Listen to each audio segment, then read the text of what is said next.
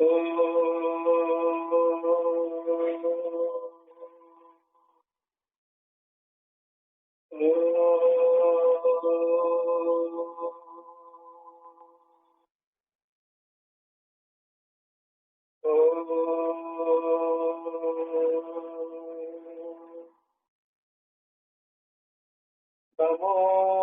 ब्रह्मादिभ्यो ब्रह्म विद्या संप्रदायकर्तृभ्यो वंश ऋषिभ्यो महाभ्यो नमो गुरुभ्यः सर्वोपप्लवरहित प्रज्ञानघन प्रत्यगद्धो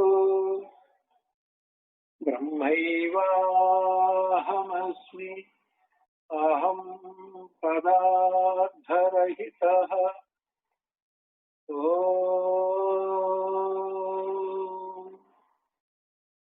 सहनावतु सहनौ भुनक्तु सह वीर्यं करवावहै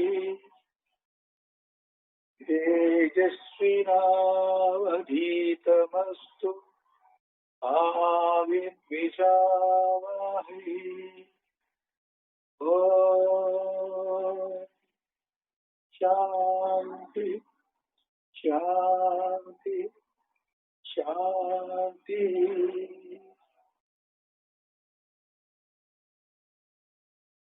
వివేక చూడమని సెప్టెంబర్ 10వ తారీఖు ఉపోద్ఘాతం చెప్పుకుంటున్నాం. దాంట్లో 9వ పేజీ దాకా వచ్చాము. అక్కడి నుంచి కొనసాగిస్తున్నాం.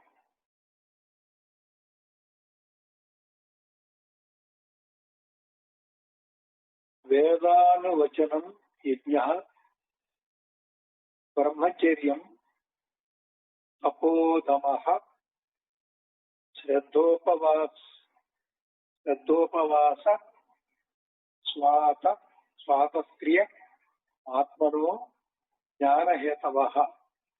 వేదానువచనం యజ్ఞ బ్రహ్మచర్యం తపో దమః శ్రద్ధ ఉపవాస స్వాతంత్ర్యం ఆత్మను జ్ఞానహేతవః. అంటే వేదాంత వచన వేదాధ్యయనము చేసిన వాళ్ళకి అలా చేయటం ద్వారా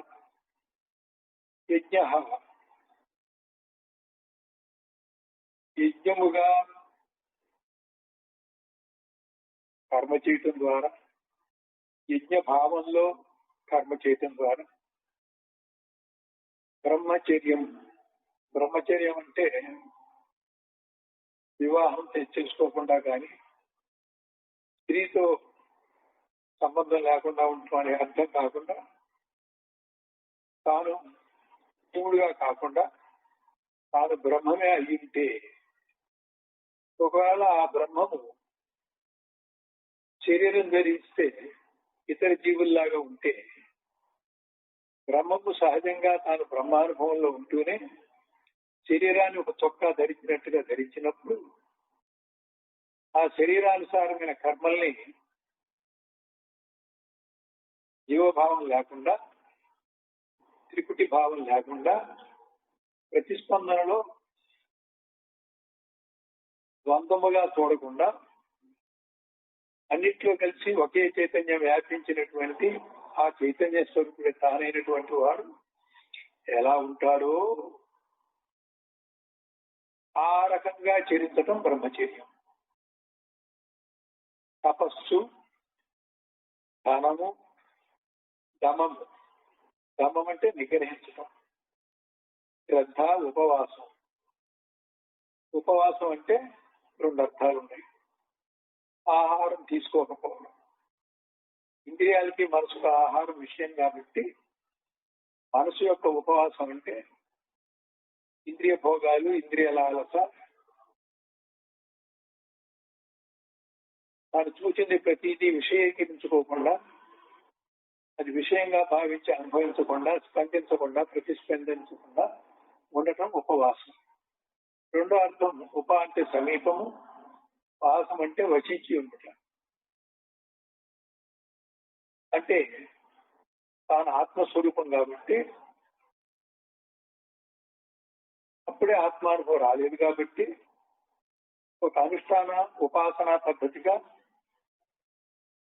ఆత్మ లక్ష్యాల్ని లక్షణాలని తెలుసుకొని ఆత్మ సమీపంగా, ఆత్మ లక్షణాలకి దగ్గరగా, ఆత్మ లక్షణాలని అనుసరిస్తూ అనుకరిస్తూ తన దగ్గర లేకపోయినా ఉన్నట్టుగా భావిస్తూ ఆ రకంగా నడుచుకుంటూ అలా ఆత్మ దగ్గరే ఉండటం, ఆత్మలోనే ఆత్మగానే ఆత్మ సమీపంలో వసించి ఉండటం. ఎంతవరకు చేతైతే అంతవరకు. ముందు సమీపం, తర్వాత ఆత్మగా, తర్వాత సహజంగా ఆత్మే. 3 దశలుగా అవుతుంది ఉపాసన. కాబట్టి ఇక్కడ ఉపవాసం అంటే 2 అర్థాలు చెప్పుకున్నాం. ఆహారం ఇవ్వకపోవడం అంటే ఇంద్రియాలకి మనసుకి విషయ భోగాలు ఇవ్వకుండా ఉంటాం. అలాగే రెండోది నీ యొక్క నిజస్వరూపమైన ఆత్మకి సమీపంగా తెలుసుకొని ఆత్మ యొక్క లక్షణాలకి దగ్గరగా సాధనగా అనాత్మ లక్షణాలని దూరీకరించుకుంటూ చెయ్యటమే ఉపవాసం. ఆనందముతో ఏ ప్రతిబంధము లేకుండా, అంటే ద్వంద్వాలు బాధించినప్పుడు ద్వంద్వాల ప్రతిబంధకం అజ్ఞానంలో శరీరానుసారమైన శరీర తాదాత్మ్యత కూడినప్పుడు ఉన్నట్టుగా కాకుండా, శరీర తాదాత్మ్యత ఉన్నా కానీ, అది బాధిస్తున్నా కానీ దాన్ని ప్రతిబంధకంగా చూడకుండా నేను ఎప్పుడు ఆత్మస్వరూపుండే అన్నట్టుగా ఆత్మ లక్షణాలతోటి ఉండే ప్రయత్నం, ఆత్మ దగ్గరగా ఉండేటువంటి ప్రయత్నం. ఇంతకుముందు చెప్పిన ఉపవాసానికి ఇది ఇంకొంచెం ఉపవాస అభ్యాసం, అంటే ఆత్మ సమీపంగా ఉండే అభ్యాసం చేస్తూనే ఈ ద్వంద్వాలు త్రిపుల యొక్క బాధని ప్రతిబంధకంగా చూడకుండా పక్కకి నెట్టేసుకుంటూ తొలగించుకుంటూ దాన్ని పట్టించుకోకుండా ఆత్మగా ఉపాసన చెయ్యాలి, ఆత్మగా ఉన్నట్టుగా అనుష్ఠానం చెయ్యాలి. ఆత్మజ్ఞానములకు ఇవన్నీ కూడా హేతువులు. ఈ రకంగా కొంత ప్రయత్నం చెయ్యాలి. మనకి లక్ష్యము లక్షణము తెలిసినప్పుడు తేలిగ్గా దాని దగ్గరికి వెళ్తాము, గురువు గారు చెప్పినట్టు చేసి అనుభవం పొందుతాం. అది విషయం అయితే మామూలే, అలా చెయ్యొచ్చు. ఆత్మ మనసుకి నేనుకి విషయం కాదు, అది ఊహకి ఊహించినా కానీ అర్థం కాదు, ఊహకు అందదు. అలాగే ఒక అనుభవజ్ఞుడైన జీవన్ముక్తుడు గురువు గారు ఎవరైనా ఉంటే తన అనుభవాన్ని మాటల్లో చెప్పడానికి కూడా ఆయనకే కుదరదు, ఒకళ్ళు చెప్పినా మనకే అర్థం కాదు. దాన్ని ఏమన్నారంటే వాగామ మనోవాక్ అగోచరం, మనోవాక్ అగోచరం, మనస్సుకి వాక్కుకి అగోచరం. కాకపోతే అనిర్వచనీయం, అనిర్వాచ్యం. అనిర్వాచ్యం అంటే చెప్పడానికి వచించడానికి వీలు దానికి, అనిర్వచనీయం అంటే నిర్వచించడానికి లేక డిఫైన్ చేయడానికి వీలు పడుతుంది. మరి అటువంటి దాన్ని అంత తేలిగ్గా పట్టుకోవడం అనేది కొంచెం కష్టసాధ్యం. కాబట్టి అనృత జడ దుఃఖ అనుభవాలు మనకి తెలుసు మన జీవితంలో ప్రతి ఒక్కరికి. అనృతము కానిది సత్తు, జడము కానిది చిత్తు, దుఃఖము కానిది ఆనందం. సచ్చిదానందం అనుభవం వస్తే గాని తెలియదు, కానీ అనుభవం వచ్చినాడు కూడా మాటల్లో చెప్పలేడు. కానీ ఎంత వివరించినా మనసుకి ఊహకి అందదు కానీ అమృత జడ దుఃఖాలు కానిది సచ్చిదానందం అనేది మాత్రం అర్థమైంది కదా. మన జీవితాన్ని అమృత పద్ధతిలో అసత్ పద్ధతిలో కాకుండా అసత్ పద్ధతి కారణమైన ఇంద్రియాలు విషయాలు దాని జోలికి వెళ్లకుండా ఆత్మలక్షణంగా ఊరకుండుట, నిర్వికల్పంగా ఉండుట, ధ్యానంలో సమాధిలో ఉండటం, ఇలాంటి ఉపాయాలు పాటించి ఆత్మకు సమీపంగా ఉండేటువంటి ప్రయత్నం మనం చెయ్యొచ్చు. చేయగా ఈ ద్వంద్వాతీతము త్రిపుటి రహితము ఎప్పుడైతే అయిందో ఈ చేసిన అభ్యాసం ఏమీ కాదు, మనకి ఇబ్బంది ఏమి లేదు. తర్వాత ప్రయోజనం అవుతుంది. తర్వాత ఆత్మ సమీపానికి వెళ్తమే కాదు, ఉపరతి పొంది ఆత్మ సాక్షాత్కారం పొంది ఆత్మానుభవము, ఆత్మగా స్థిరమై ఆత్మనిష్టగా ఉండటం, ఇవన్నీ క్రమంగా సాధ్యం అవుతాయి. కనుక నాకు అర్థం కాదని చెప్పి ఊరుకోకుండా ఏదో ఒక చిన్న ప్రయత్నం చేయటం. పెద్దలు కూడా తటస్థ లక్షణాన్ని ఒకటి ఇచ్చారు. అసలు స్వరూపం ఎవరికి తెలియదు కానీ తటస్థ లక్షణం కూడా కల్పితం. అమృత జడ దుఃఖాలకి వ్యతిరేకంగా అర్థంగా అమృత జడ దుఃఖాలు పోగొట్టుకోవడానికి అది లేనిది ఇది లేనిది అది కానిది అనే పద్ధతిలో సచ్చిత్ ఆనందం అనేటువంటి లక్షణాన్ని అమృత జడ దుఃఖాలకి ప్రతియోగికముగా కల్పించబడింది. ఇది కల్పించబడింది కాబట్టి అసలైన బ్రహ్మము ఈ కల్పించబడ్డ లక్షణాలు కూడా ఉండవు కనుక ఈ ప్రతియోగిక బ్రహ్మ తటస్థ లక్షణంగా ఏదైతే సచ్చిత్ ఆనందమో,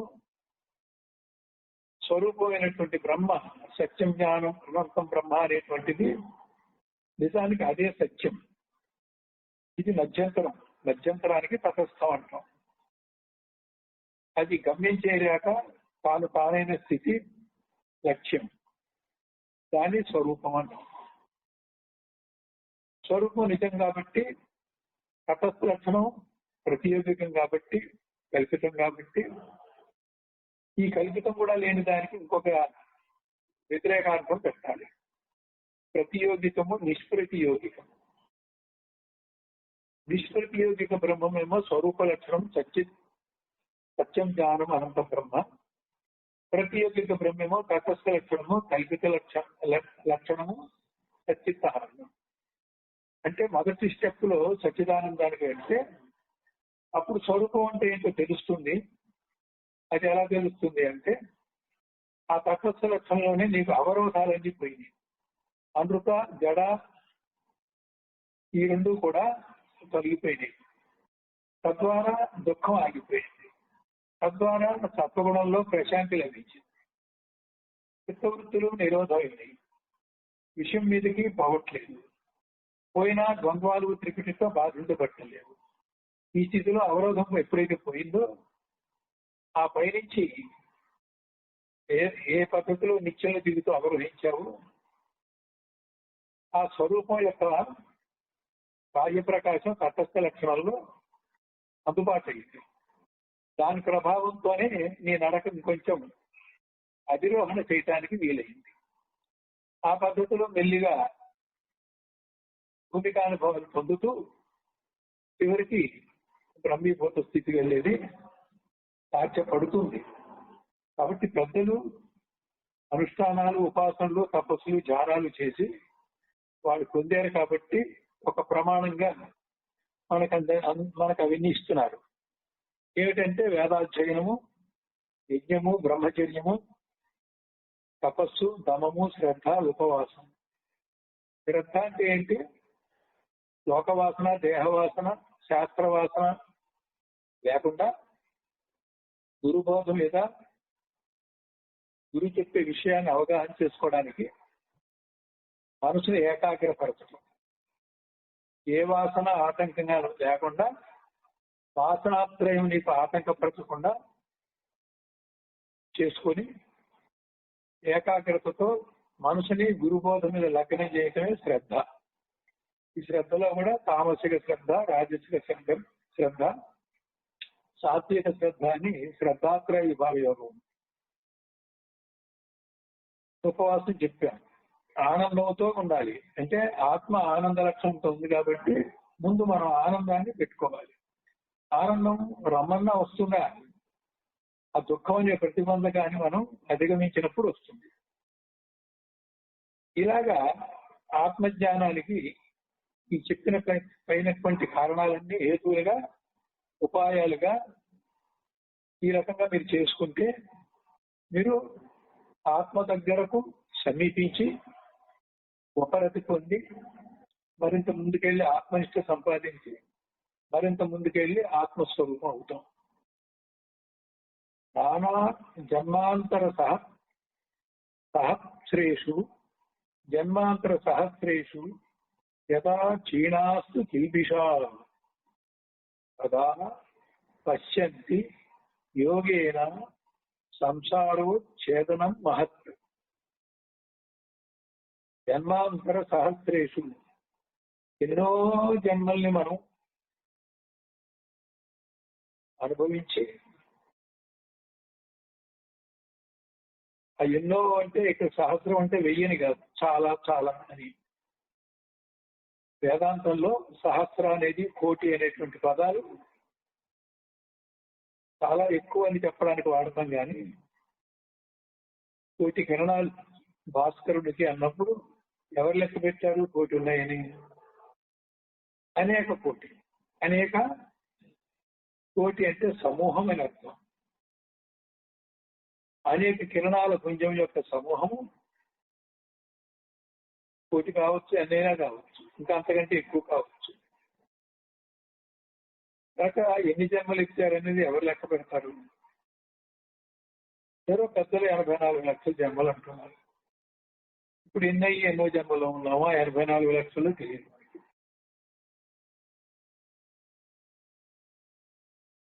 ఎలా క్షీణస్తు కిల్బిషం. సృష్టి పరిణామంలో పశుపక్షాదుల యొక్క, క్రిమికీటకాదుల యొక్క, సరీసృపాల యొక్క సంస్కారాలు స్వభావంగా కలిగినటువంటి మానవుడు బుద్ధిగత చైతన్యాన్ని పెంపొందించుకున్న మానవుడు ఆ బుద్ధికి సంబంధించిన చైతన్యంలో వివేకము, విచక్షణ జ్ఞానము, స్వంత నిర్ణయాలు తీసుకునేటువంటి స్వతంత్రము కలిగి ఉన్న మానవుడు అటువంటి బుద్ధితోటి సాక్షిత్వానికి, అంతరాత్మ ప్రబోధానికి, ఇంకా పైకి తటస్థ లక్షణానికి, ఇంకా పైకి అలా వెళ్ళేటువంటి అవకాశం ఒక్క మానవుడికే, మానవ జన్మకే సాధ్యమైంది. అయితే ఆటంకంగా ఉన్నటువంటి పరిణామంలో వచ్చినటువంటి సంస్కారాలు, మానవుడి స్వభావంగా గూడు కట్టుకున్నవన్నీ కూడా కొన్ని వేల జన్మల్లో క్రమక్రమంగా అవన్నీ పోతాయి. కీపిషము అంటే దోషాలు, క్లేశాలు. అవి నువ్వు తప్పించుకోలేనివి. నీలో ఉన్న సంస్కారాలు ప్రేరేపించబడినప్పుడు ప్రారంభంగా తప్పనిసరిగా అనుభవించడానికి వచ్చినవి. అనుభవాన్ని అనుభవించవచ్చు కానీ అనుభవాన్ని స్వీకరించకుండా వదిలేయచ్చు. ఓర్పు, సహనము, త్యాగము, దైవీ భావంతో వదిలేసేయచ్చు. ఆగామి మన చేతిలో ఉంది, ప్రారంభం మాత్రం తప్పదు. ₹1,00,000 నష్టం రావడం తప్పకపోవచ్చు, దానివల్ల దుఃఖపడతాం అనేది మాత్రం మన చేతిలో ఉంది. దుఃఖపడడం, పడకపోవడం మన చేతిలో ఉంది. రియాక్షన్ మన చేతిలో ఉంది కాబట్టి ఆగామి చేయకుండా ఉండొచ్చు. వచ్చినటువంటి అనుభవం మనకి ప్రారంభం భోగతో నశ్యతే అన్నారు. అది వచ్చిన దాన్ని ఆహ్వానించి నీ పనులు చేసుకో, నాకు ఏ అనుభవిస్తావో ఇచ్చేసి అని అది అనుభవిస్తున్నా కూడా, దాని చేత బాధించబడుతున్నా కూడా బాధను పట్టించుకోకుండా ఒక నిర్వికల్ప స్థితిలో కానీ, ఈశ్వరుని మీద ధ్యానం పెట్టి కానీ, మేలైనా కీడైనా ఈశ్వర ప్రసాద భావంతో కానీ, అనుగ్రహం అంటే దీర్ఘకాలికంగా మేలు చేసేదని, తాత్కాలికంగా కీడులాగా అనిపించినప్పటికీ, తాత్కాలికంగా బాధ అనిపించినప్పటికీ, మన మానవ యొక్క బుద్ధి వివేకాన్ని పెంపొందింపజేయటానికి, అంతిమంగా ఆత్మ సాక్షాత్కారానికి ఉపయోగపడుతుందనే భావనతో మనకి కష్ట నష్టాన్ని కూడా అంతా మనం మేలుకెళ్ళి తీసుకోవాలి. కాబట్టి ఈశ్వరుడు ఎప్పుడు కూడా దయామయుడు. కొన్ని కష్టాలు పెట్టడం ద్వారా కూడా మనని సద్గతికి చేరుస్తారు. సుఖం ఉంటే దైవాన్ని మర్చిపోతాం. భారతంలో కూడా ధర్మరాజు పట్టాభిషేకం అయిపోయిన తర్వాత నేను వెళ్ళొస్తానని చెప్పేసి కృష్ణుడు కుంతి దగ్గర అనుమతి కోరినప్పుడు, కష్టాల్లో ఉన్నప్పుడల్లా నువ్వు మాతోనే ఉన్నావు, కోరినా కోరకపోయినా ఉన్నావు, ప్రార్థిస్తే మరుక్షణంలో వెంటనే వచ్చావు,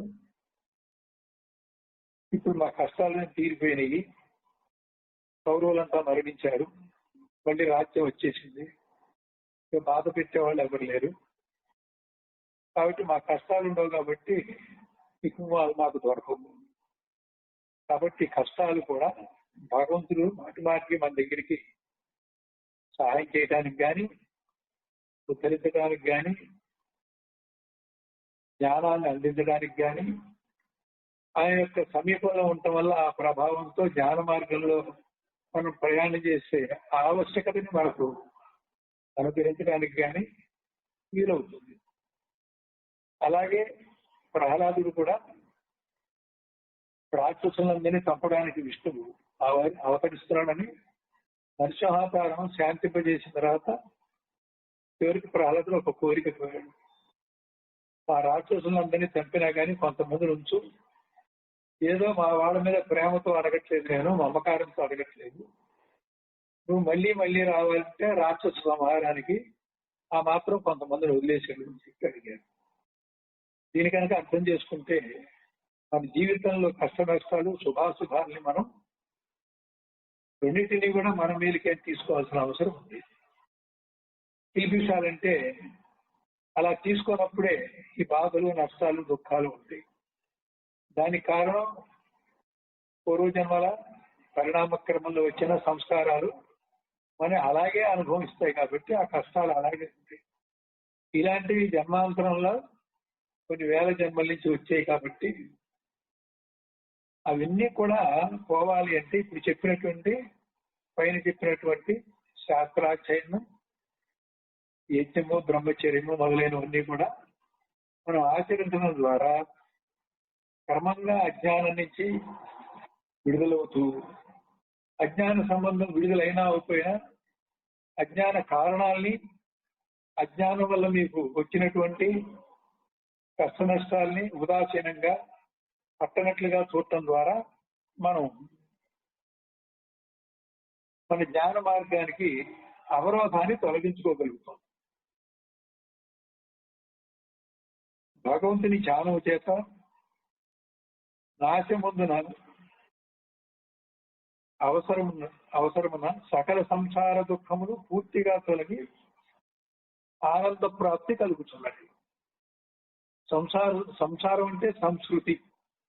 సంస్కృతి అంటే నీ అంత నువ్వు పెట్టుకున్నటువంటి రుణానుబంధాలు, మమకారంతో గాని రాగద్వేషాలతో గాని ఇతర జీవుల మీద, వస్తువుల మీద, ప్రాణుల మీద నీ అంతట నువ్వే కొన్ని అభిప్రాయాలు పెట్టుకొని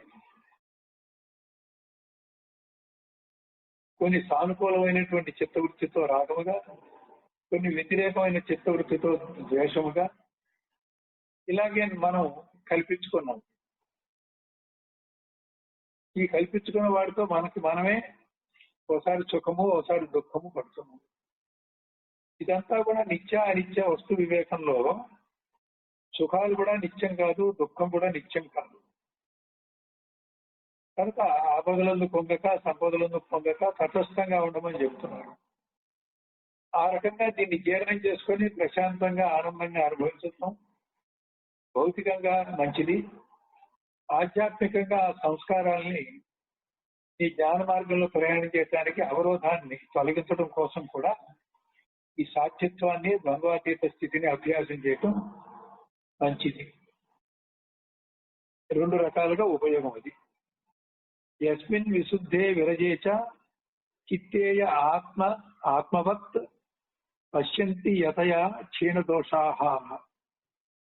యస్మిన్ విశుద్ధే విరజేచ చిత్తేయ ఆత్మవత్ పశ్యంతి యతయా క్షీణ దోషాః. మనస్సు రజోగుణ తమోగుణ శూన్యమై శుద్ధతత్వమును ప్రవేశించినప్పుడు క్షీణించిన పాపము గల యతీశ్వరుడు సమస్తమును స్వాత్మరూపముగా గాంచుతున్నాడు. నువ్వు ఆత్మరూపంగా సమస్తాన్ని చూడాలి అంటే నీకు ఆటంకం ఏంటి? తమోగుణం వల్ల నువ్వు ఏదై ఉన్నావనే సత్యాన్ని గ్రహించలేని ఆవరణతో ఉన్నావు. రజోగుణం వల్ల అది గ్రహించకపోగా సంస్కారయుతమైనటువంటి కర్మానుభవాలు ఎదురైనప్పుడు నీ అజ్ఞానం చేత అన్నిట్లో కూడా చైతన్యం ఏకంగా ఉన్నా నీకు ఆ చైతన్యానుభవం ఉన్నప్పుడు అన్నిట్లో నేనే ఉన్నాననేటువంటి అనుభవం ఉన్నప్పుడైతే మనకి ఏ బాధ లేదు. కానీ నేను సబ్జెక్ట్ గాను, నేను ఏ విషయాన్ని అయితే తీసుకున్నానో అది ఆబ్జెక్ట్ గాను రెండుగా విభజించుకొని ఆ విషయాన్ని నేను ఇంద్రియాలతో మనసుతో స్వీకరించినప్పుడు విషయ జ్ఞానం అనేది మూడోది వచ్చింది. అప్పుడు అది త్రిపుటి అయింది. త్రిపుటి ఎందుకయింది అంటే సబ్జెక్ట్ లో ఉన్న నీలో ఉన్న చైతన్యము, ఆబ్జెక్ట్ లో ఉన్నటువంటి విషయంలో ఉన్న చైతన్యము, ఈశ్వరుల్లో రెండు చైతన్యాలు ఒకటేగా ఉండటం చేత అది నేనే ఇది నేనే అని ఈశ్వరుడు అనగలుగుతున్నాడు. జీవుడు ఇక్కడ చైతన్యం తన సంస్కారాల చేత పరిమితం అయ్యేసరికి ఆ పరిమితమైనటువంటి చైతన్యంతో జీవుడు ఇతర వస్తువులు ఇతరులో ఉన్న చైతన్యాన్ని తనకంటే వేరుగా చూస్తున్నాడు. అసలు చైతన్యాన్నే అనుభవంలో లేదు కాబట్టి చైతన్యానుభవం ఉంటే జ్ఞానము, చైతన్యానుభవం లేకపోవడమే అజ్ఞానం. ఈ పైగా అజ్ఞానంలో విక్షేపంలో రజోగుణం వల్ల కొన్ని విషయాలు వచ్చేసినాయి. ఆ విషయం వెంటబడి విషయాకారం చెందుతున్నాడు. విషయ చింతన చేస్తూ విషయాకారం పొందుతున్నాడు. ఆ విషయం బాధించినప్పుడు వీడు బాధపడుతున్నాడు. విషయం సుఖపెట్టినప్పుడు వీడు సుఖపడుతున్నాడు. అది ఇంద్రియాల జ్ఞానంగా అలా స్పందిస్తున్నాడు. మళ్ళీ ప్రతిస్పందంగా ఆ విషయం నిన్ను బాధ పెట్టినప్పుడు బాధపడటమే కాకుండా ఆ బాధకి కారణమైన నిమిత్త కారణాన్ని ద్వేషిస్తున్నావు. ఇది ప్రతిస్పందన. అలాగే సుఖం వచ్చినప్పుడు సుఖం అనుభవించి ఊరుకోకుండా ఆ సుఖ పెట్టిన వాడి మీద రాగం అనేటువంటి ఒక ప్రతిస్పందన వస్తుంది. కాబట్టి ఒక విషయానికి నువ్వు విషయస్పర్శ నీకు కలగంగానే మొదటి స్పందన సుఖ దుఃఖాలు, రెండవ స్పందన రాగద్వేషాలు. ఈ విధంగా సమస్తము జరుగుతుంది. కాబట్టి స్పంద ప్రతిస్పందములు కూడా అజ్ఞాన కార్యాలు. పరిమితం చైతన్యము నీ స్వానుభవంలో ఉండేది ఏదో సంస్కారం ముద్రించబడటం చేత చైతన్యం మీద ఉన్న సంస్కారానుభవిస్తూ చైతన్యాన్ని నడిపించింది. అప్పుడు విషయాల్లోకి వెళ్ళి ద్వంద్వాల్లోకి వెళ్ళి స్పంద ప్రతిస్పందముగా ఆగామి కర్మలు చేస్తూ కొన్ని వేల జన్మలు తిరుగుతున్నాం. కాబట్టి మనసు ముందు ఈ తమోగుణ రజోగుణాల నుంచి విడుదలవ్వాలి. ఆ తమోగుణమే నాది నావాళ్ళు అనే మమకారాలు, ఈ భేదాలతో చూస్తుంది. రజోగుణమేమో నేను యొక్క ఆధిపత్యము, నేను యొక్క తక్కువతనము ఎక్కువతనము, ఈ నేను ఇతర నేనంతో పోల్చుకోవడము, దానివల్ల నిమన భావము, నీచ భావము, అహంభావము, గర్వము, సుపీరియారిటీ కాంప్లెక్స్, ఇన్ఫీరియారిటీ కాంప్లెక్స్, అనేక కాంప్లెక్స్ లో ఉంటాడు. నేనుకున్న కాంప్లెక్స్ తొలగిస్తే అది యథార్థ నేనవుతుంది. అంతవరకు అది అసత్య నేనవుతుంది. ఈ నేనే రజోగుణం వల్ల పుట్టింది. చిత్తర గ్రంథి అన్నారు. చిత్త అనేది నీ అనుభవంలో సత్వగుణం అయితే, జనం అనేటువంటిది తమోగుణం అయితే, చిజ్జనముల యొక్క మిశ్రమంలో రజోగుణం పుట్టింది. తమోగుణ సత్వగుణముల యొక్క మిశ్రమంలో రజోగుణం పుట్టింది. కాబట్టి రజోగుణాన్ని మిశ్రమ గుణం అంటారు. ఏంటో అంటే తమోగుణ సత్వగుణ మిశ్రమం. ఉదాహరణకి సత్వగుణం పూర్తి ప్రకాశం అయినప్పుడు ఆ ప్రకాశంలో ప్రతి వస్తువు స్పష్టంగా కనబడుతుంది. తమోగుణం పూర్తి చీకటి అయినప్పుడు ఆ వస్తువు అక్కడ ఏమున్నదో కూడా కనబడుతుంది. ఉదాహరణకి తాడు పాము చెప్తూ ఉంటారు. పూర్తి వెలుగులో తాడు తాడుగా కనబడుతుంది, పూర్తి చీకట్లో తాడు కనబడుతూ మరొకటి కూడా కనబడుతుంది. మరి తాడు పాము ఎప్పుడు కనబడుతుంది? మసక చీకట్లో కనబడుతుంది. అంటే కొంత చీకటి కొంత వెలుగు మిశ్రమమైనప్పుడు కనబడుతుంది. కాబట్టి వెలుగు సత్వగుణము, చీకటి తమో గుణమైనప్పుడు మిశ్రమము మసక చీకటి అయినప్పుడు, మసక చీకటిలో భ్రాంతి కలుగుతున్నప్పుడు రజోగుణం వల్ల భ్రాంతి వస్తుందని అర్థం అవుతుంది. రజోగుణం వల్లనే తాడు పాముగా కనిపించింది. కాబట్టి మానవుడు రజోగుణం పోవాలి, అలాగే తమో గుణం పోవాలి. నేను నాది అనే విభజన పోవాలి, నా వారు పరాయి వారు అనే విభజన పోవాలి. ఈ విభజన వల్లే కదా ద్వంద్వాల వల్లే కదా వాటికి సుఖ దుఃఖాలు రాగద్వేషాలు ఈ రకంగా తన ఆగామి కర్మకి హేతువుగా ఉంటున్నాయి. కాబట్టి మన్ని గట్టిగా బంధించి ఉండేటువంటి రెండు గుణాలు తమో గుణ రజోగుణాలు.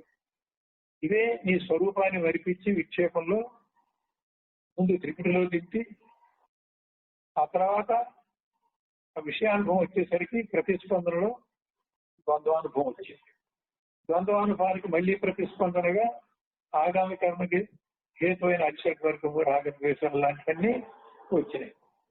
ఒకటి మొదలు పెడితే అన్ని వచ్చింది ఏదో, అది సంసారం. కాబట్టి ఈ సంసారం నుంచి మనం బయటపడాలి, ఈ బంధాల నుంచి బయటపడాలి, జ్ఞాన మార్గంలో పయనించాలి, చివరికి జ్ఞాన స్వరూపుడు అవ్వాలి అంటే ఇంకా తెలుసుకోవాలి.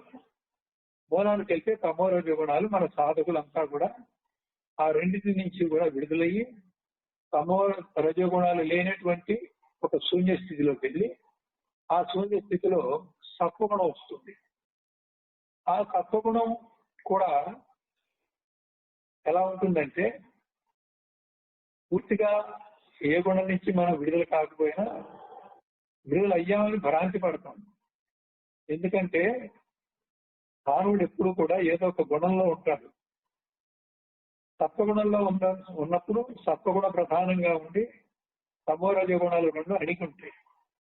రజోగుణ ప్రధానంగా ఉన్నప్పుడు తమో గుణము సత్వగుణము అణిగి ఉంటాయి. తమో గుణ ప్రధానంగా ఉన్నప్పుడు రజోగుణము సత్వగుణము అణిగి ఉంటాయి. కాబట్టి అణిగినంత మాత్రాన అవి నిర్మూలించబడలేదు. కాబట్టి ఈ సత్వగుణం నిలబడదు. అప్పుడప్పుడు తమో రజోగుణాలు మళ్ళీ వాళ్ళలో స్పందనకు వచ్చి జారిపోతూ ఉంటాం. కాబట్టి ఈ సత్వగుణం గట్టిగా నిలబడి ఎప్పుడూ సత్వగుణంలోనే ఉంటే తమో రజోగుణాలు అడగటం కాకుండా ఎప్పుడు నేను బాధించకుండా దాని ప్రభావం మీద చూపించకుండా ఉండే పరిస్థితి ఎప్పుడైతే వచ్చిందో అప్పుడు అది శుద్ధ సత్వం. ఈ శుద్ధ సత్వం కూడా మళ్ళీ విశుద్ధ తత్వం ఎప్పుడైంది? విశుద్ధ తత్వం అన్న విశుద్ధ సత్వం తర్వాత తత్వం సంగతి రాదు, ముందు సత్వం తత్వగుణం చెప్తున్నాం. విశుద్ధ తత్వం అంటే ఏంటి? మలిన తత్వము శుద్ధ తత్వం ఉంది. విశుద్ధ అప్పుడు మళ్ళీ మలినం కాకపోవడం, ఈ రకంగా తత్వగుణం రావాలి. ఇక్కడ తత్వం అంటే అప్పుడే తత్వం దాకా వెళ్ళలేదు. మానవుని యొక్క తత్వం, మానవుని యొక్క తత్వం తమో రజోగుణాల నుంచి పోయి శుద్ధ సత్వగుణంలో ఉండాలి. అప్పుడు సత్వగుణం సహజమై ఉండాలి, సత్వగుణం స్థిరంగా ఉండాలి, అది శుద్ధంగా విశుద్ధంగా కూడా ఉండాలి. సత్వగుణం నుంచి జారిపోకుండా ఉండాలి. అంటే సత్వగుణం నుంచి జారిపోవడం అంటే మళ్ళీ తమో గుణాలు రజోగుణం, తమో రజోగుణాలు రెండు కూడా మళ్ళీ తలెత్తటం అన్నమాట. ఇక్కడ విశుద్ధాన్ని వాడటం వల్ల అణగటం కాకుండా నిర్మూలించబడుతున్నాయని అర్థం. రెండు గుణాలు కలిసి అవిద్య అంటాం, తమో రజోగుణాలు. అంటే రెండు నిర్మూలించబడ్డప్పుడు అవిద్యా దోషం పోయింది. అప్పుడు శుద్ధ సత్వమాయ, మలిన సత్వమాయ అంటాం. మలిన సత్వమాయలో తమోరజ గుణాలు కూడినటువంటి అవిద్యా దోషం ఉంది. ఇప్పుడు విశుద్ధ తత్వానికి ఎప్పుడైతే మారాడో, అవిద్యా దోషం ఎప్పుడైతే పోయిందో, ఇప్పుడు శుద్ధ సత్వమాయ ప్రతిబింబుడు అయ్యాడు. వేదాంతం ప్రకారంగా శుద్ధ సత్వ గుణ మాయకి, మాయ అంటేనే 3 గుణాలు. శుద్ధ సత్వం అంటే అందులో సత్వగుణం విజృంభించింది. అప్పుడు ప్రతిబింబించిందంతా కూడా అధిష్టాన బ్రహ్మ ప్రకాశం బింబ ప్రకాశముగా, శుద్ధ సత్వమాయ అర్థముగా, దాని ప్రతిబింబము ఏదైతే ఉందో ఈ 3 కలిసి ఈశ్వరుడు. షార్ట్ కట్ లో మనం ప్రతిబింబుడే ఈశ్వరుడు అంటాం కానీ, ఎందుకంటే అధిష్టాన బ్రహ్మ ప్రకాశం లేడనుకో, కేవల ప్రతిబింబం ఎక్కడిది? బింబం ఉంటే కదా ప్రతిబింబం. అలాగే అర్థం లేదనుకో, ప్రతిబింబం ఉండదుగా. ఇప్పుడు చెప్పండి, అధిష్టాన బ్రహ్మ ప్రకాశం ఉంది కాబట్టి, అర్థం కూడా ఉంది కాబట్టి, ఆ ప్రతిబింబంలో ఒక ప్రతిబింబ ప్రకాశం వస్తే, ఆ ప్రతిబింబ ప్రకాశంతో ఈశ్వరత్వం వస్తే, మరి ఈశ్వరత్వం అతనికి చైతన్యము, అతనికి శక్తి కావాలి. ప్రతిబింబానికి స్వతంత్ర శక్తి ఎక్కడుంది? అధిష్టాన బింబ ప్రకాశం యొక్క శక్తే ఈ ప్రతిబింబుల్లో ఉంది. కాబట్టి అర్థం యొక్క దోషం కూడా ఈ ప్రతిబింబుల్లో ఉంది.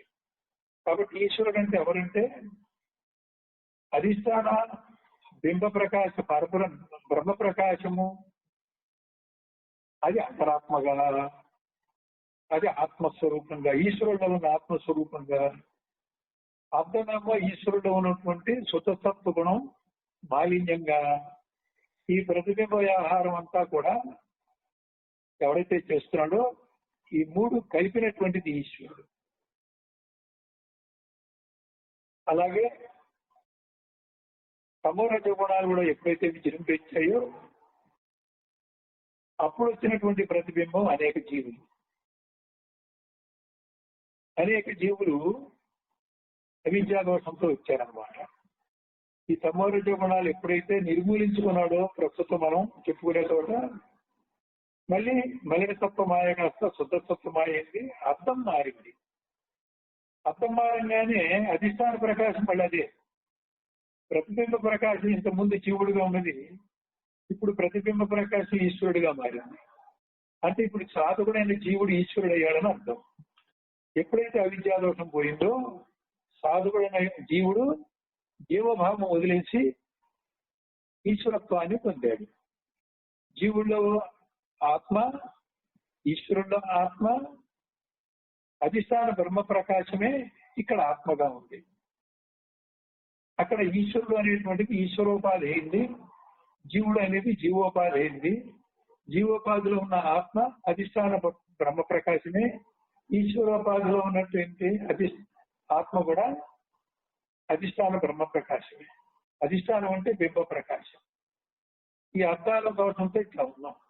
అసలు మాయకైనా తీసేసామనుకో, లేదు ఈశ్వరుడు శుద్ధ సత్వగుణం తీసేసామనుకో, అప్పుడు ప్రతిబింబం బింబంలో ఐక్యం అయిపోయి విలీనమై ఈశ్వరుడు ఉండడు, జీవుడు ఉండడు. ఇంతకుముందు ఈశ్వరుడిగా జీవుడిగా పిలువబడే వాళ్ళంతా కూడా అధిష్టాన బ్రహ్మమే అవుతారు. అది అవిద్య పోగానే దాన్ని జీవేశ్వర ఐక్యం అంటాం. శుద్ధ సత్వ గుణం కూడా పోయినప్పుడు జీవ బ్రహ్మైక్యం అంటాం. ఈశ్వర స్థాయి నుంచి బ్రహ్మస్థాయికి జీవుడు పెరిగినప్పుడు మొదట్లో జీవేశ్వర ఐక్యము, తర్వాత జీవ బ్రహ్మైక్యం అంటాం. ఈ విధంగా మనకి గుణాలు, ప్రతిబింబాలు చెప్పడం జరిగింది. ఆ ఆత్మ ప్రకాశం అక్కడ భాషిస్తుంది. ప్రతిబింబ ప్రకాశం ప్రతిఫలించి భాషిస్తుంది. ప్రతిభాష. ఈ ప్రతిభాషని ఇంకో ఏమంటారంటే, ప్రతిభాషగా వచ్చినటువంటి అనుభవాన్ని నిజం అనుకోవటం ఆ భాష. ప్రతిభాషగా వచ్చినటువంటి అనుభవాన్ని నిజంగా భాషించినటువంటి బ్రహ్మ ప్రకాశానుభవం కాకుండా ప్రతిఫలించినటువంటి ప్రకాశానుభవాన్ని నిజం అనుకోవడం ఆ భాష. ఈ విధంగా చైతన్య ప్రకాశానికి ప్రతిబింబ ప్రకాశంగా వచ్చినటువంటి అనుభవాలు నిజం అనుకునేటువంటి నేనైతే ఉందో వాడు చిదాభాసుడు, చిత్తాభాసుడు. చిత్ ప్రకాశం యొక్క ప్రతిబింబ ప్రకాశమే చిదాభాసుడు అనేటువంటి నేను.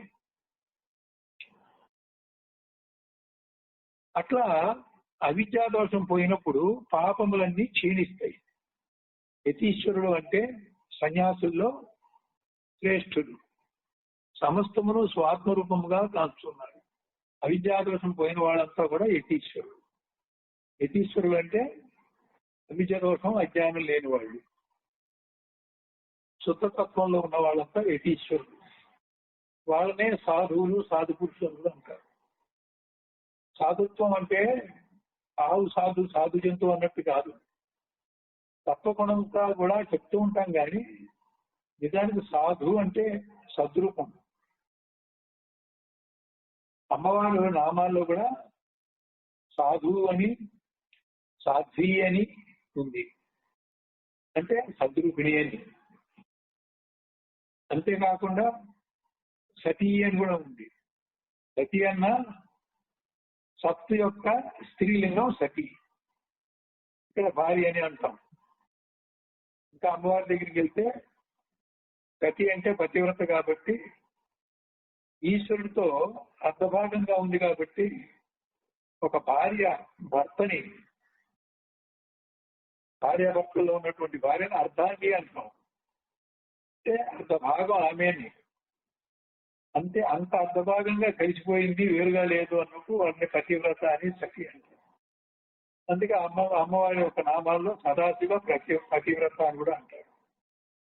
ఈ రకంగా కొన్ని అర్థాలు వ్యవహారంలో సత్వగుణాలని చెప్పినప్పటికీ సత్పురుషుడు అన్నప్పుడు, సాధువు అన్నప్పుడు, సాధ్వి అన్నప్పుడు వీళ్ళంతా సద్రూపులు.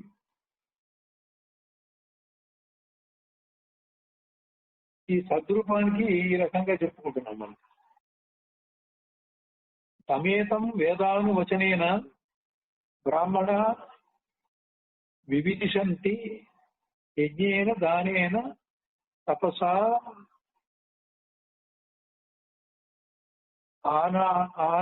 అనాశకేన. తపసా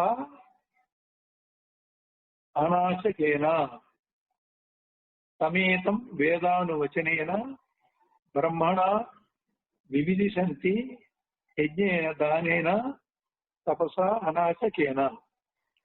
అంటే సకల పాపనాశనములు కూడా తపముల చేత అచనం అంటే భోజనము, ఆహారము, భోగము. అనచన అంటే ఆహారం లేకపోవటం, ఉపవాసం చేయటం, భోజనం చేయకపోవటం. ఇక్కడ అనచనం అంటే, అచనం అంటే విషయాన్ని ఆహారంగా తీసుకునే మనసును తీసుకుంటే విషయ భోగాల్ని విడిచిపెట్టడం అనచన. రూపవ్రతం, అనచన అనేటువంటి వ్రతాల చేత సత్యవ్రతం, బ్రహ్మచర్య వ్రతం అంటూ ఉంటాం. అనచన వ్రతం అంటే ఆహారం తీసుకోకపోవడం, భోజనం చేయకపోవడం. అంతేకాకుండా అనచన అంటే విషయ భోగాన్ని మనసు ఆహారంగా తీసుకోకపోవడం కూడా అనచన వ్రతం. ఇక తపములు, తపం సంగతి మళ్ళీ తర్వాత చెప్తాను. దీనివల్ల కోరికలే లేకపోవడం,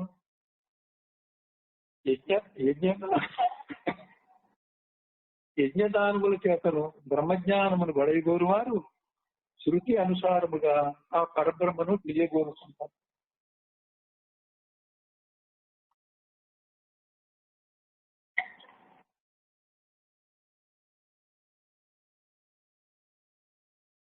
అక్కడ పాపము అంటే మళ్ళీ ఇంకోటి తెలుసుకోవాలి. ఎందుకు ఇంత వివరంగా నేను చెప్తున్నానంటే, ఒక వాక్యంలోనే మీకు చాలా సబ్జెక్ట్ ఇవ్వాల్సి వస్తుంది. వ్యవహారంగా వాడేటువంటి పదాల్ని ఆధ్యాత్మిక ప్రయాణంలో ఆధ్యాత్మిక పారిభాషిక పదాలకి సమన్వయం చేసుకునేటప్పుడు కొంచెం లోతైన అర్థము, అదే అర్థంతో కొంచెం లోతైన అర్థం తీసుకోవాలి. వ్యవహారానికి సరిపోతుంది, పైన కిందన సత్వగుణం కాదు, సత్ అనేది సద్రూపం అని చెప్పినట్టుగానే ఇక్కడ పాపం అన్నారు. అయితే కందార్థాలు అక్కడ కూడా దురితం అని వస్తుంది. దురితం అంటే పాపం.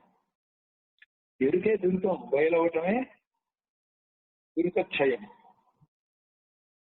బయలవటమే దురితాలు పోవడం అని పెద్ద కందార్థాలు చెప్తున్నారు. అంటే ఇక్కడ పాపము పుణ్యం అనే ద్వంద్వాల్లో చూడకూడదు. చెడ్డ కర్మ చేసినప్పుడు అది పాపం అని, దాని ఫలితం దుఃఖం అని, మంచి కర్మ చేసినప్పుడు పుణ్యం అని, దాని ఫలితం సుఖమని. అయితే చెడ్డ పని యొక్క ఫలితం తిరిగి మళ్ళీ మనం అనుభవించాలిగా. ఎవరికైతే చెడు చేసావో వాడు బాధపడ్డారు, తిరిగి ఆ బాధను అనుభవించాలి. అలాగే మంచి పని చేసినప్పుడు పుణ్యం వస్తే పుణ్య ఫలితాన్ని మళ్ళీ అనుభవించాలి. ఇది అనుభవించాలంటే మళ్ళీ పునర్జన్మకి వెళ్ళాలి. కనుక జన్మ హేతువే, పాప పుణ్యాలు రెండు జన్మ హేతువే. జన్మ రాహిత్యాన్ని మనం లక్ష్యంగా తీసుకున్నప్పుడు పాప పుణ్యాలు రెండూ కూడా జన్మ హేతు అయినప్పుడు, జన్మ హేతు అయినటువంటిది ఏదైనా కానీ పాపమే.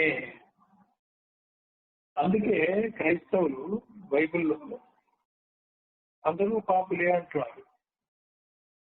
కొంతమంది మన హిందువులు అది విని ఆ మతంలో వాళ్ళు అందరూ పాపులే, పుణ్యాత్తులు ఎవరు లేరు, మనం కొందరు పాపులు కొందరు పుణ్యాత్తులు ఉన్నాము అని విమర్శిస్తూ ఉంటారు. ఇక్కడ అర్థం ఏంటంటే జన్మ హేతువుగా ఉండటం అంతా పాపమే. ఇక్కడ ఇప్పుడు చెప్పండి, మనం పునర్జన్మల నుంచి బయటపడ్డామో లేదా కనుక ఆలోచిస్తే మనం కూడా అందరం పాపులమే. అది ఏ రకంగా పాపం అనే శబ్దం వాడారు వాడు వాడటం కాదు. ఇక్కడ మన ఈ పుస్తకంలో కూడా, మన వేదాంతంలో కూడా పాపక్షయం అంటే ఎప్పుడైతే పాపక్షయం అయిందో జన్మరాహిత్యమే. పాపం అంటే సంస్కారాలు, పాపం అంటే కారణ శరీరమే పాపం.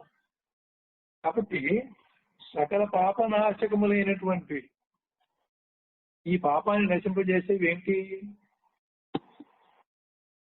తపముల చేతను ఇంద్రియ భోగాల్ని నివృత్తి చేయటం ద్వారాను, అనేక వ్రతాలను వెన్ని చేసినప్పుడు యజ్ఞాలు చేయటం వల్ల, దానం చేయటం వల్ల కూడా పోతాయి. యజ్ఞం చేస్తే ఎలా పోతాయి? అసలు యజ్ఞం అంటే అర్థం చేసుకోవాలి మనం.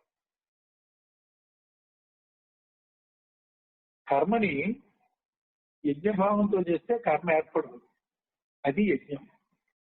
ద్రవ్య యజ్ఞమని, తపోయజ్ఞమని, ప్రాణయజ్ఞమని, జ్ఞాన యజ్ఞమని, ఇలాగ అనేక రకాల యజ్ఞాలు ఉన్నాయి. యజ్ఞభావంతో చెయ్యాలి అంటే స్వార్థం లేకుండా, కోరికలు లేకుండా చెయ్యాలి.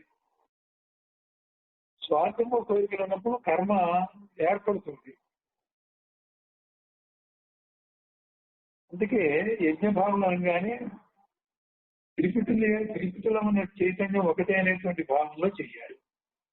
త్రిపుటిని మూడుగా చూస్తే అది మూడుగా ఉన్నప్పటికీ అందులో ఉన్న ఈ మూడింట్లో ఉన్న చైతన్యం ఒకటే అని, నేనెవరో తెలుసుకుంటే నేను కూడా ఆ చైతన్యమే అని, ఎవడైతే ఆ చైతన్యానుభవంలో ఉన్నాడు మూడింట్లోనూ నేనే ఉన్నాను అంటాడు. కానీ తాను వేరు మిగతా రెండు వేరు అనడు కదా. కాబట్టి వేరు భావమే పాపం. ఇప్పుడు త్రిపుటి భావమే పాపం. ద్వంద్వాల్లో ఉండటమే పాపం. వీటి వల్ల జన్మతున్నాం కాబట్టి జన్మ ఎత్తడమే పాపం. కారణ శరీరం ఉన్నంత వరకు పాపమే. కారణ శరీరం సున్నా అయితేనే పాపం పోతుంది. ఈ కారణ శరీరం సున్నా చేయడానికే తపాలు, యజ్ఞాలు ఇవన్నీ చేస్తున్నాం.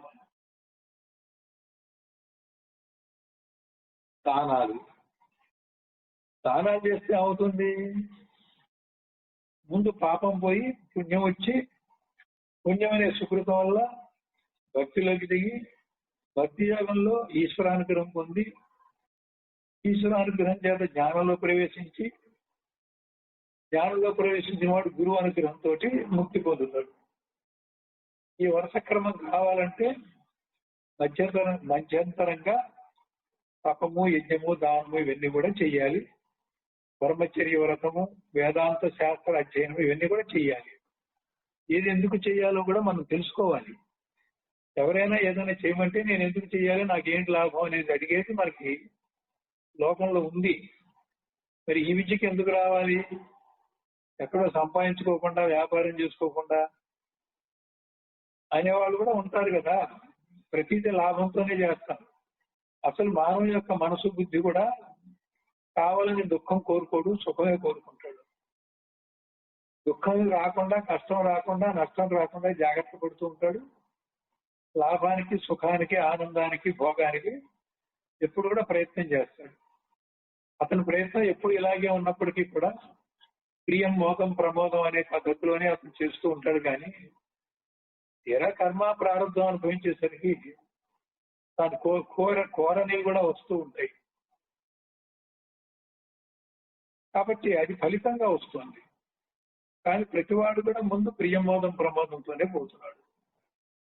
ఈ మూడు కూడా తనకి ఏది కావాలో అది పొంది ఆనందంగా, సుఖంగా ఉండాలి. అది రాకపోతే నాకు దుఃఖము, బాధ అని బాధ నివారణకు, సుఖప్రాప్తికే ప్రయత్నం చేస్తూ ఉంటాడు ప్రతి మానవుడు, ప్రతి జీవి కూడా. తెలిసినంతలో, వివేకం ఉన్నంతలో.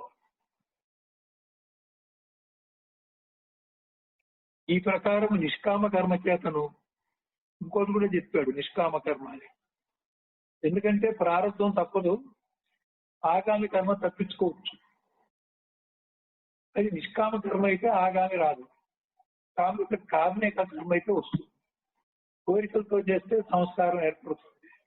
ఏ కోరిక లేకుండా కర్మ చేసినప్పుడు కర్మ అంటారు. భగవంతుని ధ్యాన భక్తుల చేత కూడా సకల పాపాలు హరిస్తాయి. ఎట్లా హరిస్తాయి?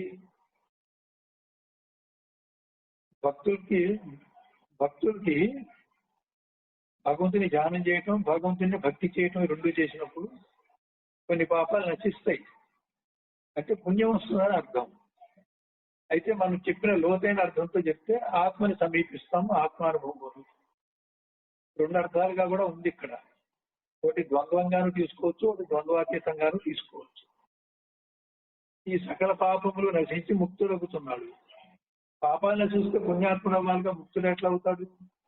కాబట్టి ఇక్కడ పాపాలు అన్నప్పుడు పాప పుణ్యాలు రెండు కూడా అని అర్థం. సకల శాస్త్రములు ఇలాగే చెప్తున్నాయి. మరియు అజ్ఞానమల పూర్ణత్వా పురాణో మలిన స్మృత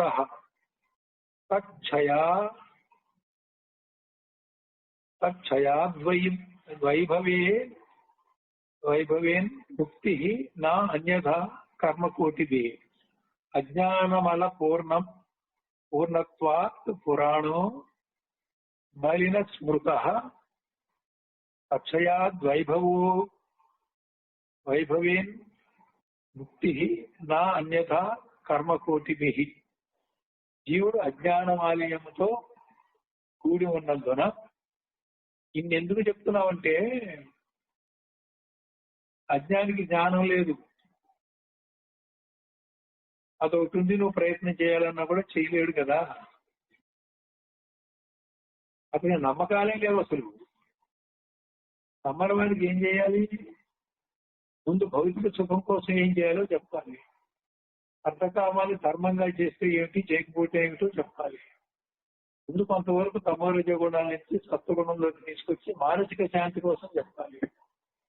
భౌతిక సాంసారిక సమస్యలు తీరే పద్ధతి చెప్పాలి. ఆ తర్వాత స్వభావంలో మార్పు చేసుకుంటే నువ్వు హాయిగా ఉంటావని చెప్పాలి. ముందు బాహ్యార్థంగా కొంత నడక అయిన తర్వాత భక్తిలోకి దింపాలి. అలా భక్తులు చెప్పినప్పుడు, భగవంతుడి మీద విశ్వాసం ఏర్పడినప్పుడు, అతని జీవితంలో పట్టపడ్డప్పుడు, మొక్కుకున్నప్పుడు, దైవానుగ్రహం లభించినప్పుడు, కొంత విశ్వాసం కానీ ఏదైనా లభించినప్పుడు, ఒక్కోసారి ఈశ్వరానుగ్రహం లేదు, అసలు ఈశ్వరుడు లేడని ఒకసారి అతనికి అనిపించినప్పటికీ ఎవరైనా అడిగినప్పుడు అసలు నీ కర్మ ఈశ్వరుడు ఏం చేస్తాడు, నీ కర్మను తగ్గిస్తాడు, నువ్వు భక్తి చేస్తే కొంచెం తొలగిస్తాడు అనేటువంటిది చెప్తూ మెల్లిగా జ్ఞానంలోకి దింపినప్పుడు కానీ అతను దారికి రాడు. నేరుగా రోడ్డును పోయే ఒక అజ్ఞానికి మనం ఆత్మబోధ చేస్తానంటే అలా వచ్చేవాళ్ళు ఎవరు కనబడలేదు. వాళ్ళు ఈ వివేక్ చూడమని నేను రకాలుగా చెప్తున్నప్పుడు కూడా కొత్తగా వచ్చేవాళ్ళు వింటున్నారని నాకు అనిపించదు. పాత వాళ్ళు ఇంకొంచెం లోతైనటువంటి అర్థాన్ని గ్రహించడానికి ఆసక్తి చూపిస్తున్నారని మాత్రం నేను చెప్పగలను. కొత్త వాళ్ళు ఒకసారి కలిస్తే నాకు సగం సగం అర్థమైందని కూడా చెప్పారు. అది నిజమే. ఉపోద్ఘాతం పూర్తయ్యేదాకా లక్ష్యాన్ని మార్గాన్ని చెప్పడం జరుగుతుంది.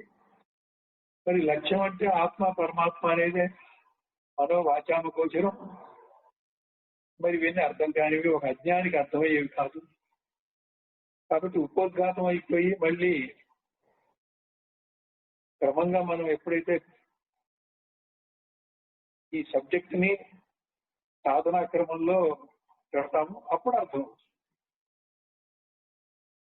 కాబట్టి అప్పుడు లక్ష్యం తెలియకుండా అర్థం చేసుకొని లక్ష్యం ఎప్పుడో మధ్యలో అందించాలి. కానీ ఉపోద్ఘాతంలో లక్ష్యము మార్గం కూడా ఇక్కడే అందిస్తున్నాం.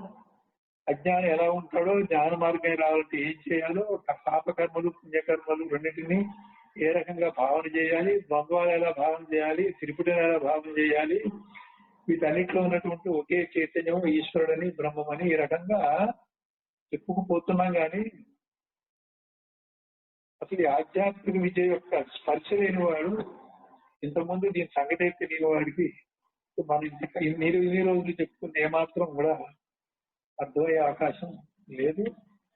అయితే అక్కడక్కడ టీవీలో అక్కడ ఇక్కడ చూస్తూ కొన్ని పుస్తకాలు చదివిన వాడికి అయితే కొంతలో కొంత అర్థం కావచ్చు. నాకెవరో 50% అర్థమైంది, 70% అర్థమైంది అంటే వాళ్ళు వేరే పుస్తకాలు చదవటం కానీ, కాలక్షేపంగా చదవటం కానీ, టీవీలో ప్రవచనాలు వినటం కానీ చేసి ఉంటారు. ఇదంతా ఏమిటంటే ఒక క్రమం లేకుండా అక్కడక్కడ వినటమే. ఇప్పుడు మనం ఏం చేస్తున్నామంటే వాటన్నిటిని ఒక క్రమ పద్ధతిలో ఒక లైన్ లో పెట్టుకొని చెప్పుకుంటున్నాం.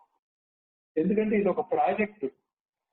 ఈ క్రమంలో, ఈ మార్గంలో, ఈ సాధనలో పోయి, ఈ అనుష్ఠానంలో పోయి ఆత్మని కొంచెం సమీపంగా దర్శించుకుంటూ చివరికి ఆత్మ సాక్షాత్కారం పొంది అద్వైత సిద్ధి పొందాలనే క్రమాన్ని, దారిలో వచ్చేటువంటి ప్రతిబంధకాలు ఎలా తొలగించుకోవాలి, ఈశ్వరానుగ్రహం కానీ, ఆ జ్ఞాన ప్రకాశాన్ని కానీ, దాని ప్రభావాన్ని కానీ భూమికానుభవంలో అధిరోహిస్తూ వాటిని అనుభవిస్తూ ఎలా పోవాలనేది మనము కొంచెం చూచాయిగా పైపైన చెప్పుకుంటే ఓహో ఇది ఇలాగా ఉంటుంది అన్నప్పుడు మళ్ళీ మనం పాఠాలు మొదలుపెట్టి మెల్లిగా వెళ్ళేసరికి ఒక 6 నెలల బోధ కానీ ఇది ఇప్పుడు మనం చెప్పే స్థాయికి రాము.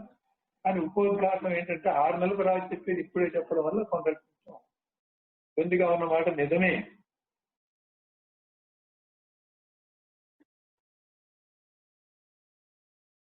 అజ్ఞాన మాలిన్యమును క్షయించినప్పుడు ముక్తుడగుతున్నాడు. ప్రకృతి సంబంధ కర్మకోటుల చేత ఎన్నటికీ శుద్ధుడు కాదాలుడు. ఇంకా చెప్పిన తర్వాత ప్రకృతి కర్మలని, ఆధ్యాత్మిక కర్మలని 2 ఉన్నాయి.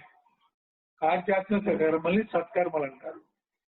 ఇంతసేపు మనం చెప్పుకున్నవి శాస్త్రాధ్యయనము, తపస్సు, యజ్ఞము, దానము, ఉపవాసము, అనశనము, ఈ చెప్పినవన్నీ కూడా సత్కర్మలు. ఇది ప్రకృతిలో గిరగిరా తిరిగే కర్మలు కాకుండా ప్రకృతిని వీడి అధిగమించి జ్ఞాన మార్గంలో ప్రయాణించి లక్ష్యాన్ని చేరేటువంటి ఉపాయాలుగా చేసేవన్నీ కూడా ఈ సాధనాలన్నీ కూడా సత్కర్మలు.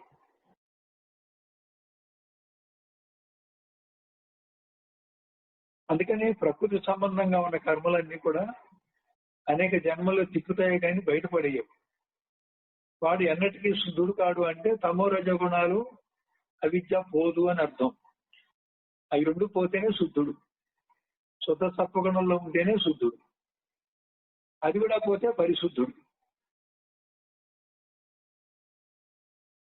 అజ్ఞాన పాశ బద్ధత్వాత్ ముక్త పురుష స్మృత జ్ఞానాత్ తస్య నివృత్తి స్యాత్ ప్రకాశాత్ తమసో యథా అజ్ఞానపాశబద్ధత్వాత్ ముక్తః పురుష స్మృతః జ్ఞానత్తస్య నివృత్తి స్యాత్ నివృత్తి స్యాత్ ప్రకాశాత్ తమసో యథా. అజ్ఞానపాశ బంధము కలవాడు ముక్తి లేనివాడనియు, జ్ఞానము వలన బంధ నివృత్తి, ప్రకాశం వలన అంధకార నివృత్తి వలె కలుగుతున్నది. అజ్ఞానపాశ బంధం అంటే త్రిపుటిగా విభజనగా చూసేటువంటి దృష్టి. ఆ దృష్టి చేత పొందిన విషయ జ్ఞానంలో ద్వంద్వాలుగా చూసే దృష్టి, ఆ ద్వంద్వాల చేత ప్రతిస్పందిస్తూ ఆగామి కర్మ చేస్తూ రాగద్వేషయుక్తంగా ఉండటం అనేది ఈ మొత్తం వ్యవస్థ, ఈ గొలుసు కట్టంతా కలిపి పాశము. పాశము అంటే ఏంటంటే పశువుని కట్టే తాడు. పాశం అనే పదానికి పశువు వెళ్ళిపోకుండా ఒక కట్టుకొయ్యకి ఒక తాడేసి కడతాము, దాన్ని పాశం అంటాం. యమపాశం అని కూడా అంటాం. అంటే ఏంటి, ప్రతి వాళ్ళు కూడా యముని యొక్క నియమానికి, మనం చేసిన కర్మ యొక్క ఫలితాన్ని అనుభవించడానికి బద్ధులం అయి ఉన్నాం. ఈ బద్ధత్వమే పాశం. కట్టుబడి ఉండటం, తప్పించుకోలేని స్థితిలో ఒక తాడుతో కట్టేసినట్టుగా ఉండటమే పాశం.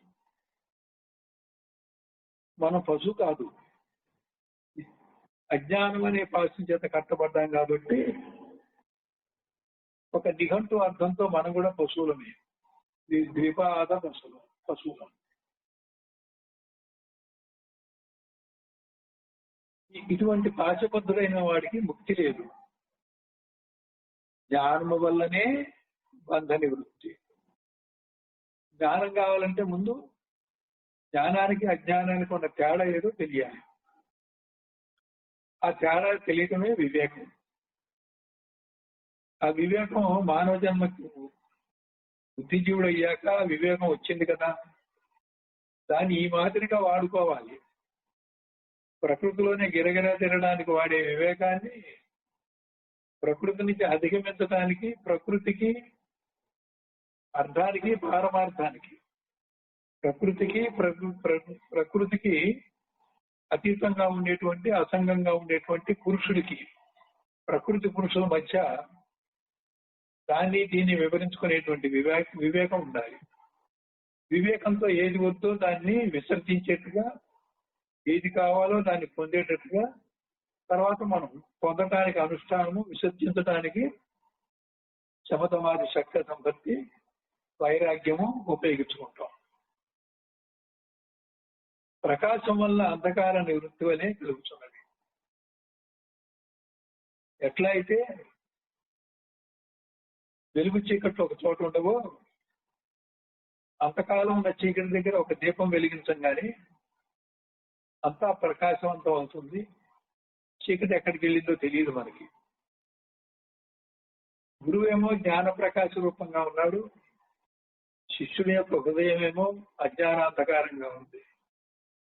శిష్యుడు గురువుని తన హృదయంలో పెట్టుకున్నప్పుడు హృదయంలో ఉన్న అజ్ఞానాంధకారం అంతా గురువు యొక్క జ్ఞాన ప్రకాశం చేత పటాపంచలవుతుంది.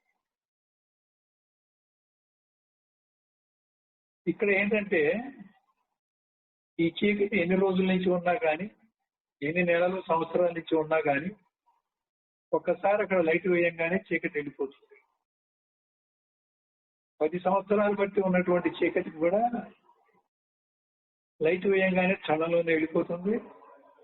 నిన్న నుంచి ఉన్నటువంటి చీకటి కూడా ఈ రోజు లైట్ వేయంగానే చీకటి పారిపోయి అక్కడ వెలుతురే ఉంటుంది. చీకటి వెలుతురులో విలీనం కాదు, చీకటి లేకపోతుంది. అసలు చీకటి అంటే అర్థం ఏంటంటే ప్రకాశహీనము. ప్రకాశం లేకుండాటే చీకటి, ప్రకాశం ఉండుటయే ప్రకాశం. కాబట్టి చీకటి అనేది రెండోది కాదు. అసలు కానీ అజ్ఞానాంధకారంలో ఉన్నప్పుడు ఒక ప్రకాశం వస్తున్నప్పుడు ఆ చీకటి లేకుండా పోతుంది. చీకటి వెలుతురులో విలీనమైంది అనకూడదు. కాకపోతే ఒక ప్రతిబింబ ప్రకాశం బింబ ప్రకాశంలో విలీనమైంది అనొచ్చు. అద్దంలో పడ్డ సూర్యకాంతిని తిరిగి సూర్యుడి వైపు పెట్టినప్పుడు అద్దంలో ప్రతిబింబించిన కిరణాలు మళ్ళీ సూర్యుని వైపు వెళ్ళినప్పుడు ప్రతిబింబ కిరణాలు అద్దంలోనివి కనబడవు. అదే అద్దం మన చీకట్లో ఉన్న మన ఇంట్లోకి ప్రసరింపజేసినప్పుడు ఇంట్లో ఆ వెలుగు కనబడుతుంది, ప్రతిబింబ ప్రకాశం కనబడుతుంది. అద్దం ద్వారా వచ్చిన ప్రతిబింబ ప్రకాశం గోడ మీద కనబడుతుంది ఇంట్లో. అదే సూర్యుని వైపు తిప్పితే ఈ ప్రకాశం ఎక్కడుందో తెలియదు మనకి. ఉంది కానీ అది విలీనమైంది. ప్రతిబింబ ప్రకాశం బింబంలో విలీనం ఉందని చెప్పొచ్చు. చిదాభాస ప్రకాశం కూడా నేను అధిష్టాన బ్రహ్మ ప్రకాశంలో విలీనమైనప్పుడు అహం బ్రహ్మ కాస్త అయమాత్మ బ్రహ్మ అవుతాడు. ఇక్కడ విలీనం ఉంటుంది. అప్పుడు ప్రతిబింబ ప్రకాశం లేకుండా పోతుంది. అంటే నేను లేకుండా పోతుంది, చిదాభాసం లేకుండా పోతుంది. చీకటి విషయం అలా కాదు. జ్ఞానం లేకపోవడమే అజ్ఞానం. జ్ఞానం కలగంగానే ఇక జ్ఞానమే ఉంటుంది, కానీ అజ్ఞానం ఎక్కడిది? ఒక విషయం తెలియనంత వరకు అజ్ఞానం. విషయం తెలిసిన తర్వాత విషయం తెలియబడినప్పుడు అది జ్ఞానమే అవుతుంది. అప్పుడు అజ్ఞానం జ్ఞానం ఒకేసారి ఎందుకుంటాయి? అజ్ఞానం జ్ఞానంలో విలీనం కాదుగా. జ్ఞానం రాగానే అజ్ఞానం లేకుండా పోయిందంటే నేనెవరో నాకు తెలియదు అజ్ఞానం. నేనెవరో నాకు తెలిసింది జ్ఞానం. మరి తెలియకపోవడం అజ్ఞానం అయినప్పుడు, తెలిస్తే జ్ఞానం అయినప్పుడు ఇంకా అజ్ఞానం ఎందుకు ఉంటుంది? ఇది ఉంటే అది ఉండదు, అది ఉంటే ఇది ఉండదు. పగలుంటే రాత్రి ఉండదు, రాత్రి ఉంటే పగలు ఉండదు. రెండు ఒకేసారి ఉండవు కదా.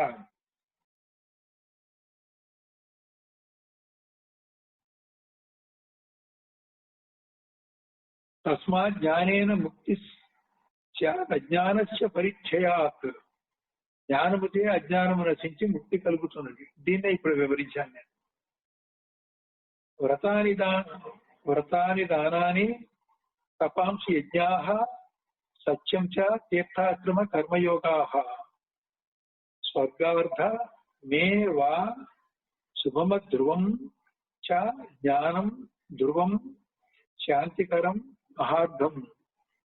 వ్రతాని దానాని, వ్రతాలు దానాలు, తపాంసి తపములు, యజ్ఞాః యజ్ఞము, సత్యం చ సత్యవ్రతము, తీర్థాశ్రమ కర్మయోగాః ఆశ్రమాలని గాని తీర్థాటనలు గాని చెయ్యటం, ఇవన్నీ కూడా కర్మయోగాలు.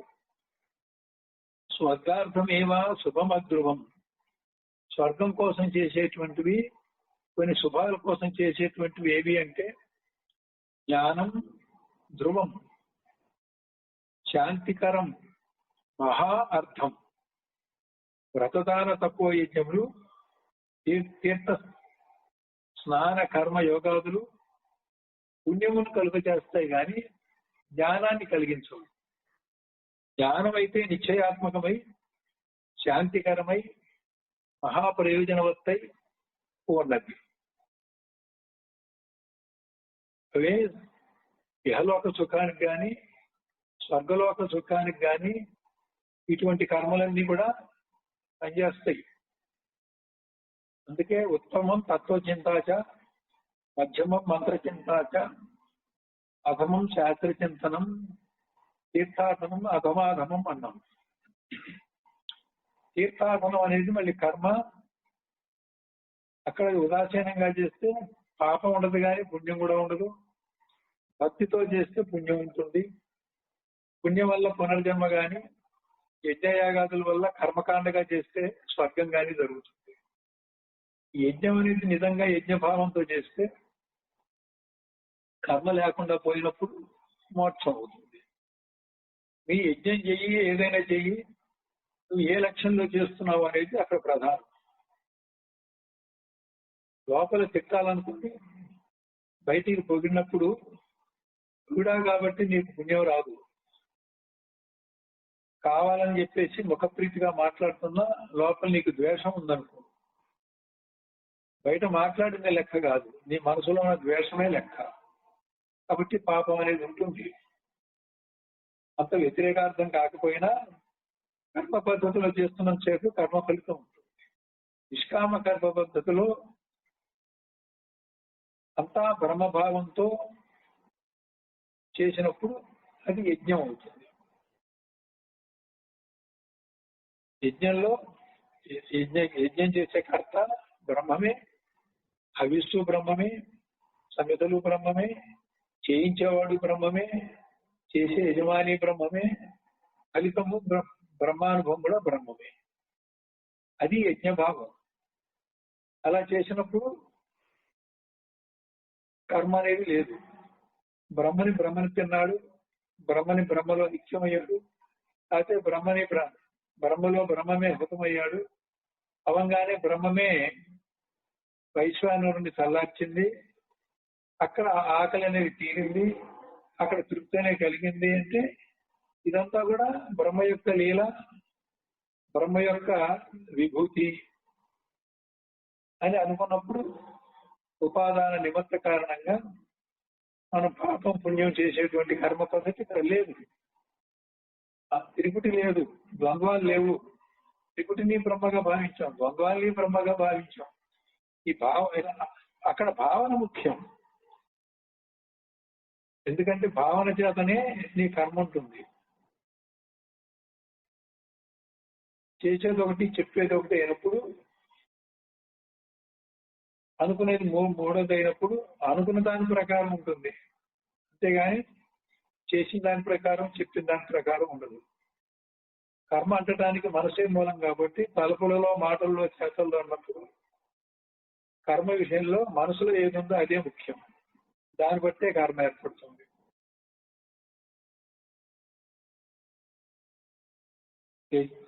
యజ్ఞం దేవత్వం ఆప్నోతి తపోభిః బ్రాహ్మణః పదం దానేన వివిధాన్ భోగాన్ జ్ఞానాన్ మోక్ష అవాప్నుయాత్. యజ్ఞే దేవత్వం ఆప్నోతి తపోభిః బ్రహ్మణః పదం దానేన వివిధాన్ భోగాన్ జ్ఞానాన్ మోక్షం అవాప్నుయాత్. యజ్ఞముల చేత దేవత్వమును, తపస్సు చేత బ్రహ్మత్వమును, బ్రహ్మత్వం కాదు బ్రహ్మలోకమును, దాని చేత నానావిధ ఇహములోనే భోగములను పొందుతున్నాడు.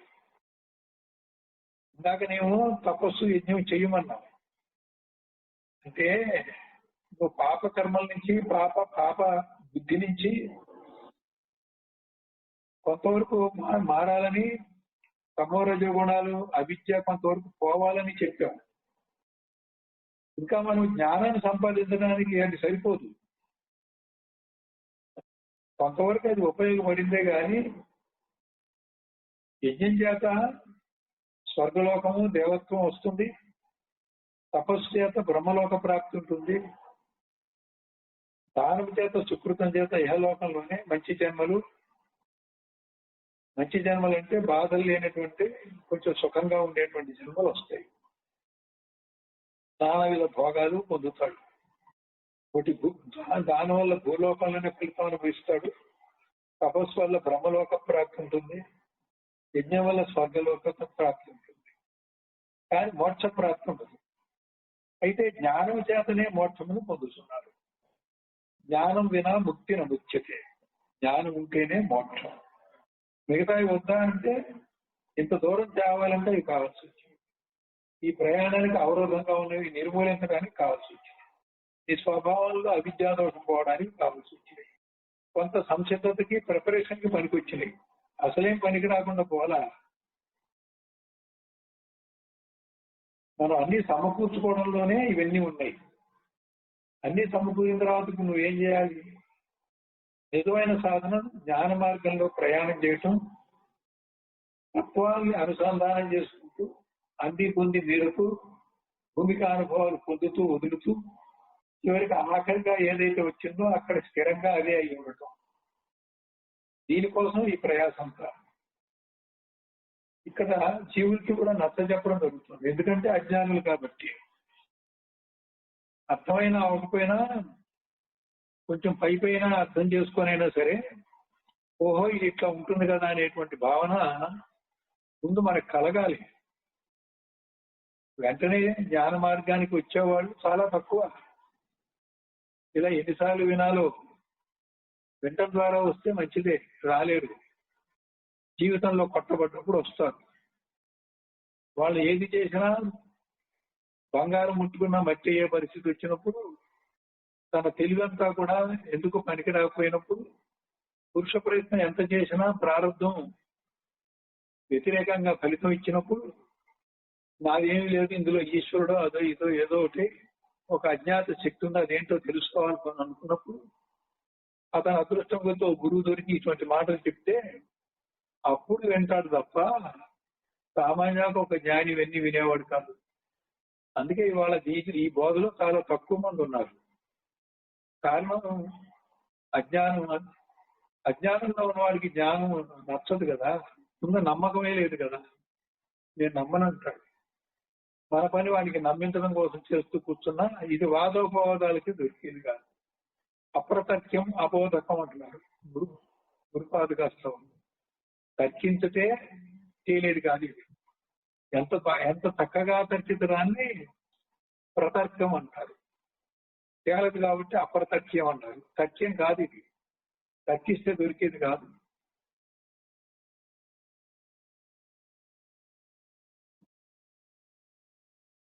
ధర్మరజ్వా వ్రజే దూరం ఊర్ధ్వం పాపరజ్వా వ్రజే తథ వయజ్ఞానాశినాచిత్వా విదేహ శాంతి మృచ్చతి.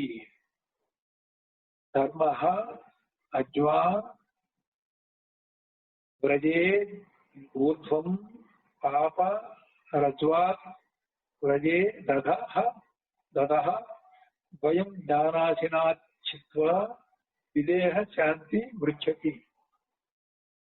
ధర్మము అనేటువంటి రజ్జువు అంటే తాడు ద్వారా ఊర్ధ్వలోకములను, పాపం అనేటువంటి తాడు ద్వారా అధోలోకమును పొందుతున్నాడు. ధర్మార్థ కామ మోక్షాల్లో ధర్మం వల్ల ఊర్ధ్వలోకాన్ని పొందుతున్నాడు, పాపం వల్ల అధోలోకాలు పొందుతున్నాడు. ఇక్కడ అధోలోకాలు అంటే మళ్ళీ పశుపక్షాదులు క్రిమికీటకాదులు జన్మించటం. ఊర్ధ్వలోకాలు అంటే భూలోక, భూర్లోక, సువర్లోక, మహాలోక, జనలోక, తపోలోక, సత్యలోకాల్లోకి వెళ్ళటం. అంతే తప్ప ముక్తుడు అవ్వడు. అంత పైదాకా కూడా పోడు. దాన్ని చెప్పాం, తపస్సు చేత బ్రహ్మలోకం దాకా వెళ్తారు, అంటే సత్యలోకం.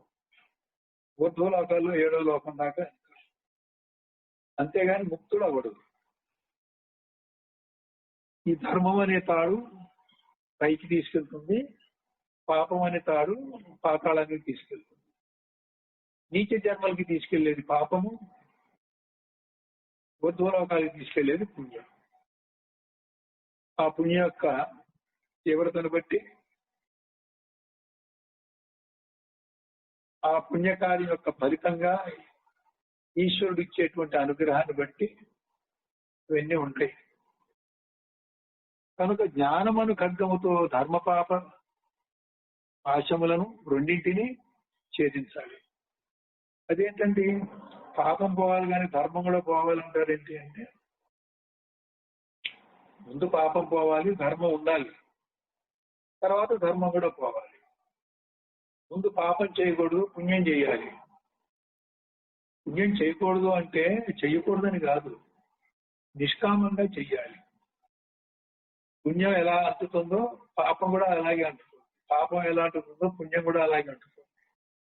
ముందు పుణ్యం బదులు పాపాన్ని అంటించుకునే బదులు పుణ్యాన్ని అంటించుకొని పుణ్య ఫలితం పొందితే కొంత సాధన చేయటానికి సుఖవంతమైనటువంటి ప్రతిబంధము లేనటువంటి జన్మ వస్తుంది. అప్పుడు సానుకూలంగా ఉంటుంది జ్ఞాన సాధనకి. ఇప్పుడు ఏం చేయాలంటే ఆ పుణ్యం చేస్తే లాభం అనేది మర్చిపోయి జ్ఞాన మార్గంలో జ్ఞానం వినా ముక్తిన ముచ్యతే అనే పద్ధతిలో జ్ఞాన మార్గంలో ప్రయాణం చేసి తీవ్ర మోక్షేచ్ఛతో ప్రయత్నం చేయాలి. దానికి పుణ్య ఫలితం అనిపించడం కూడా పునర్జన్మకి హేతువు కాబట్టి పుణ్య సంస్కారాలు కూడా పోవాలి. అందుకే జీవన్ముక్తుల యొక్క పుణ్య సంస్కారాలు జీవన్ముక్తికి పూజించిన వాళ్ళు సేవించిన వాళ్ళకి వస్తాయి. జీవన్ముక్తుని యొక్క పాప సంస్కారాలు కనపరంగా ఈ రెండు లేవు, కానీ ఆ అకౌంట్ లో ఖాతాలో ఉన్నాయి. జీవన్ముక్తిని నిందించిన వాడు బాధించిన వాడు వాడికేమో అతని సంచితంలో ఏదైనా మిగిలిపోయినటువంటి పాపకర్మలు ఉంటే అవి వాడికి అంటుకుంటాయి. ఈ ఖాతా వాడి పేరుతో ఉంది కానీ వాడిని ఏం బాధించదు, వాడికి లేదు. జీవన్ముక్తులైన వాడికి పాపపుణ్యాల లెక్క ఎంత ఉన్నప్పటికీ అతని నుంచి లెక్క అకౌంట్ వేరయింది. అజ్ఞానంగా ఉన్నప్పుడేమో ఆ అకౌంట్ వాడిదే అయింది. జీవన్ముక్తుడైనప్పుడు అకౌంట్ అలాగే ఉంది కానీ వాడిది కాకుండా పోయింది. వాడిది కాకుండా పోయింది ఇతరులకి ఆ పుణ్య సంస్కారాల ఫలితం అంతా కూడా వాళ్ళని పూజించిన వాళ్ళకి సేవ చేసిన వాళ్ళకి వెళ్తుంది. వాళ్ళని ద్వేషించిన వాడికి నిందించిన వాడికి బాధించిన వాడికి వాడు పాపకర్మ పోతుంది. కాబట్టి ఏ పుట్టలో ఏ పాముందో సాధు పురుషులు కొంచెం పిచ్చివాళ్లాగా ఉన్మత్తులా కూడా కనబడవచ్చు. చిన్నపిల్లలు తెలియక రాళ్ళేసి వాళ్ళని ఇబ్బంది పెడతారు. అలా ఎప్పుడు చేయకూడదు. మనకు అనవసరం, వాటి దాన్ని వాడిని వదిలేయండి. గుర్తించగలిగితే మహానుభావుని తెలిస్తే సేవ చేయండి, గుర్తించలేకపోతే బాధించకండి, నిందించకండి, ఎగతాళి చేయకండి. ఎప్పుడు ఎందుకైనా మంచిది. లేనిపోయిన పాపం మీద వేసుకోవడం దేనికి? ఇలాగే ఒకసారి మచిలీపట్నంలో దొంతులమ్మ గారు ఉండేవాళ్ళు. ఒక లంబాడి వనిత. ఆమె అవధూత పిచ్చిదానిలాగా ఉండేది, దిగంబరంగా ఉండేది, పాతగుడ్డల మూట నెత్తిన పెట్టుకుంటూ పోతూ ఉండేది. ఎవరో ఒకళ్ళు అరుగు మీద మూట అక్కడ నింపి కాసేపు కూర్చునేది, పడుకునేది. మూట అక్కడే పెట్టి ఎక్కడనే తిరుగుతూ ఉండేది. బాలా ఉన్మత్త పిశాచిలాగా ఉంటారు కదా అవధూతలు. ఒక లాయర్ గారి అరుగు మీద మూట పెట్టి అక్కడికి వెళ్ళిపోయింది అక్కడ మచిలీపట్నంలో. ఈ మూట ఏంటి ఇక్కడ ఉంది, పిచ్చి మూట అని కాలుతో తన్నాడు. ఆ కాలు కాస్త పనిచేయడం మానేసింది. ఎంతమంది డాక్టర్లు చూపించుకున్నా మళ్ళీ రాలా. తర్వాత ఒక స్నేహితుడు, అసలు నీకు ఏ జబ్బు లేదు ఏం లేదు, ఉన్నటువంటి ఇట్లా అయింది, ఎందుకు అయింది, ఏ రోజున అయింది, ఎప్పటి నుంచి అయింది అని ఆరాధించాడు. దానికి కనెక్షన్ ఉందని పాపం అనుకోలే. ఆ స్నేహితుడు కదిలించేసరికి వరుసగా చెప్పేసరికి స్నేహితుడే గుర్తించాడు.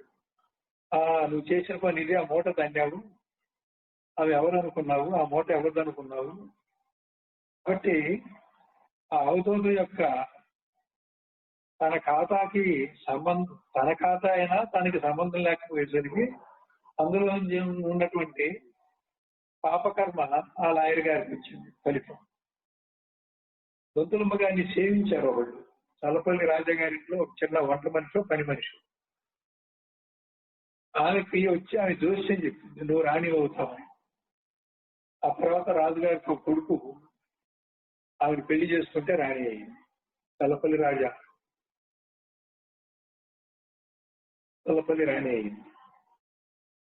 కాబట్టి రెండు కథలు కూడా జీవన్ముక్తుల యొక్క పాపాన్ని, జీవన్ముక్తుల యొక్క పుణ్యాన్ని పంచుకున్నటువంటి ఘటనలు.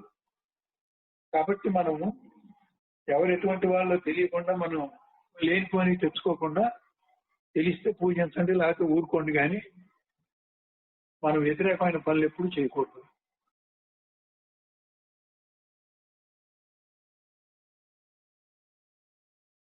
కనుక ఈ పాప పుణ్యాలన్నీ కూడా జ్ఞానం అనేటువంటి ఖడ్గంతో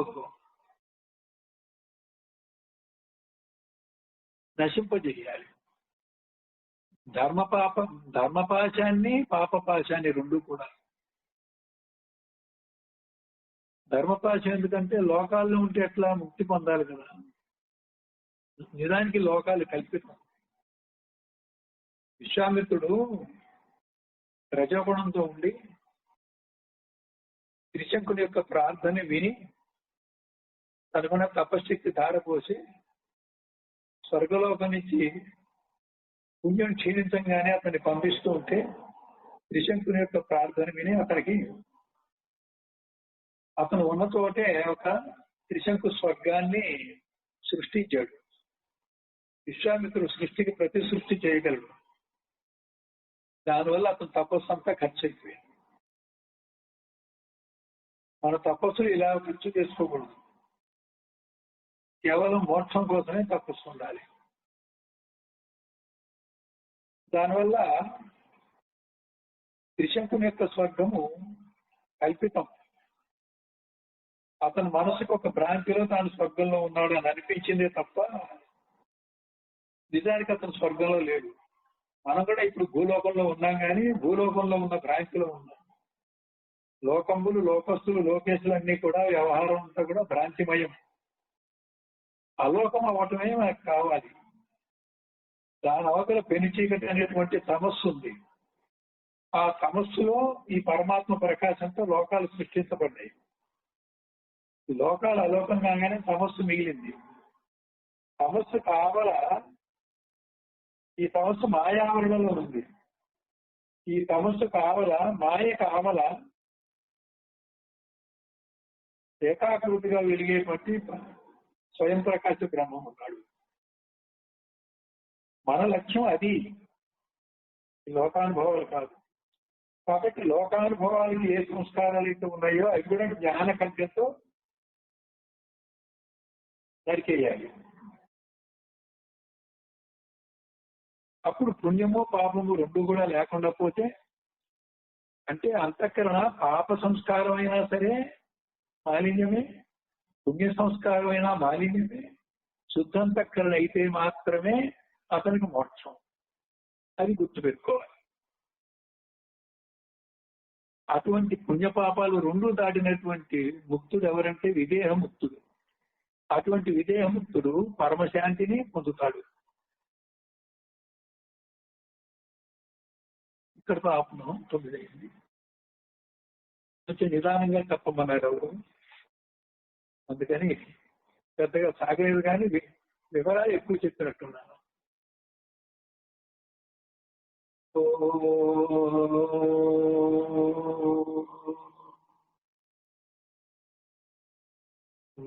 పూర్ణమదః పూర్ణమిదం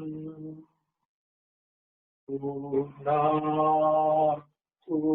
పూర్ణముదచ్యతే పూర్ణస్య పూర్ణమాదాయ పూర్ణమేవావశిష్యతే.